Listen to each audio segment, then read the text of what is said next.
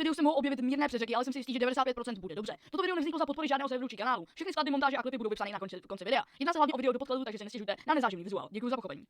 Píše se rok 2013 a 13. srpna vychází hra od švédského vývojáře her Roberta Nikolase Christiana Topala, známého také jako RobTop. Napadlo ho udělat hru na základě Super Mario Bros.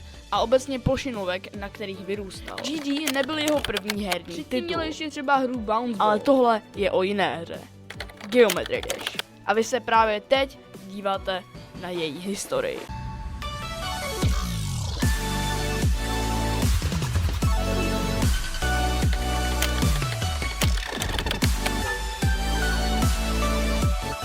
Hra neměla ze začátku velký úspěch.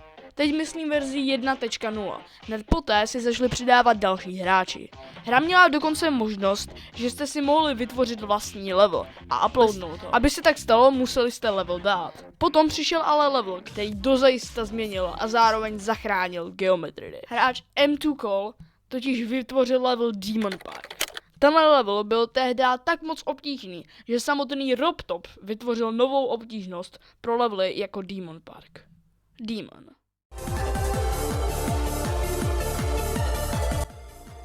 Cílem všech hráčů bylo udělat ten nejtěžší Demon Park, sesadil to the grave a tak dále. Potom ale přišla pro Geometry Dash komunitu výzva ICDX, neboli Ice Carbon Diablo X, které bylo hacknuto hráčem Roadbows.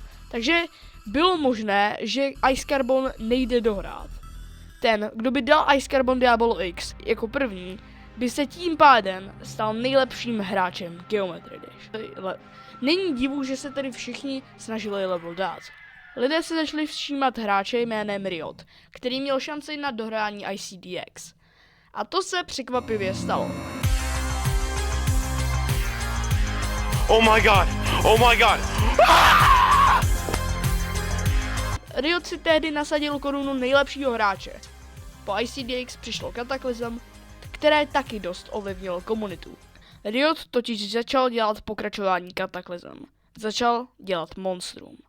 Tohle je Bloodbath.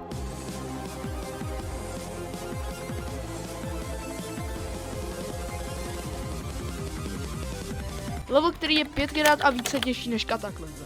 Ani si nedokážete představit, jak moc zásadní to tehdy bylo pro komunitu a zároveň nemožné. Každý čekal, že až Riot jednoho dne Bloodbath dá a všichni si ho budou moct zahrát. No a to se taky stalo.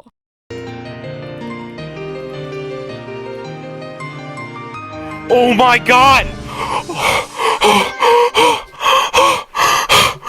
Riot právě dohrál teď už nejlegendárnější level na celém světě. Riot ale viděl nebezpečí, které se k němu pomalu, ale jistě blížilo. Nebezpečí jménem Cyclic.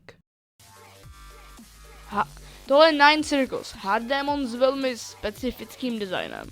A tohle je Sonic Wave. Projekt, který měl sesadit Bloodbath a zároveň vyhodit Cyclica na trůn Geometry Dash.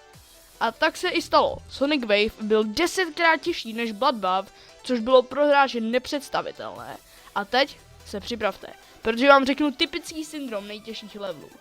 Cyclic dohrál Sonic Wave a na dobro pohřbil Bloodbath. No, na dobro úplně ne, spíš na dlouhou dobu. Cyclic se prostě neponaučil od Roadbowse a Sonic Wave hacknul za viděnou nejlepšího hráče v Geometry Dash. Když na to lidé přišli, Cyclica doslova vypálili ze světa. Level se ale podařilo dohrát. Když to takhle říkám, tak to nezní nějak překvapivě, ale představte si, že by někdo dal Silent Circles. Hráč se jmenoval Sunix. Z toho, co jsem vám teď řekl, by se dalo předpovědět celých 10 let historie Geometry Dash, protože se to prostě pořád opakuje. Projdeme si tedy v rychlosti bývalé top jedničky. Artificial Ascent je mega collab level od Viperina, který dal vzniknout takzvané Technology Triology. Digital Descent, druhý level z triologie mega collabu od Viperina a má úplně banger hudbu. Erebus se tak jmenuje buď to podle Erebose, což je řecký bůh tmy, anebo podle sopky Mount Erebus. Tenhle level je prostě toxický. Bloodlust, český touha po krvi, je remake Bloodbathu, který je mnohem těžší a zabral Knuckle Boyovi 120 000 pokusů na dohrání. Když jsme u toho Bloodbathu. Sonic Wave Infinity, remake, který tentokrát nebyl hacknut, mnohem lepší deko a mnohem lepší endscreen. Yitagarasu, taky od Viperina. Akorát, že Hell Team. Jo a kdyby někdo přišel na to, co to znamená Itagarasu, tak bych byl rád. Zodiac, další banger hudba od Krea. Level byl hacknut hráčem Bianox, později ho však dal techniku. Stop! Právě teď jsme v roce 2020 a stala se nám velmi převratná věc. Riot se vrátil s novou top 1. Tartarus. Započal novou triologii a nastavil novou příčku difficulty. Používal třeba swing copter, spamovací techniky, memory a další zákeřní techniky. Díky Tartarusu se proslavoval hráč Zoink, který byl tehdy ještě Možná se neznámý. ptáte, Kdo byl v roce 2020 nejlepší hráč. Já vím, že se neptáte, ale shut up! Space UK byl hráč, který jako prvního démona dal Decode, což je trošku Všichni mu sus. Ale věřili. Mysleli si, že to je ten vyvolený, který má na GD přirozený talent. Všichni ho ale měli rádi a nikoho nenapadlo, že by mohl hack. Tartarus byl poražen. Tohle je Slaughterhouse.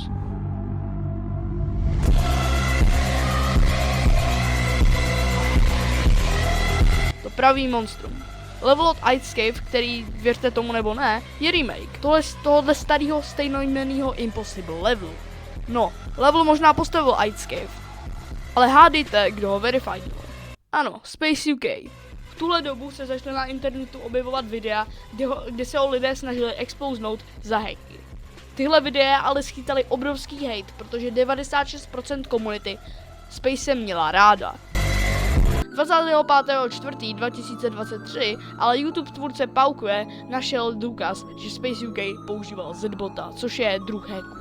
To poznal tak, že Space měl endscreen o pár centimetrů kratší. Tohle je takový anti-cheat na Zbota, jo, takhle to vypadá. Space se pokoušel odvolat, ale komunita na něj byla víc než naštvaná. Ukázalo se, že Space byl dokonce i fakt dobrý hráč. Třeba v The Golden umřel legitimně okolo 60%, což ho tak naštvalo, že by prostě level hacknul. Nejlepším hráčem by se asi nestal, ale to nic nemění na tom, že komunita přelížela Spaceův skill bez hacků. A prostě ho začala nenávidět. Stejně jako Cyclica vypálila Space z povrchu zemského. Samozřejmě se našli takoví, kteří Slaughterhouse reálně dali, jako třeba Doji nebo Zoink. Pamatujete si Tartarus? Riot celou dobu pracoval na pokračování. Acheron. A zase jako u Bloodbaffu a Tartarusu zničil Riot hranici obtížností. A hádejte, kdo ten level dal. Zoink. No a právě teď jsme letem světem prošli Geometry Dash historii. Ale co můžeme čekat v dalším roce? Takže podle mě Zoink verifiedne Aeternus, čímž Riot znovu zvedne hranici. Tidal Wave dostane raid a tím se stane top 2 hned po Aeternusu. A Zoink doufám nebude. Tak jo, já doufám, že se vám ta ultimátní historie líbila, protože to dalo fakt dost práce. Můžete si připojit na ten Geometry Dash CZ community server a nezapomeňte, že hackovat se nemá. Čus!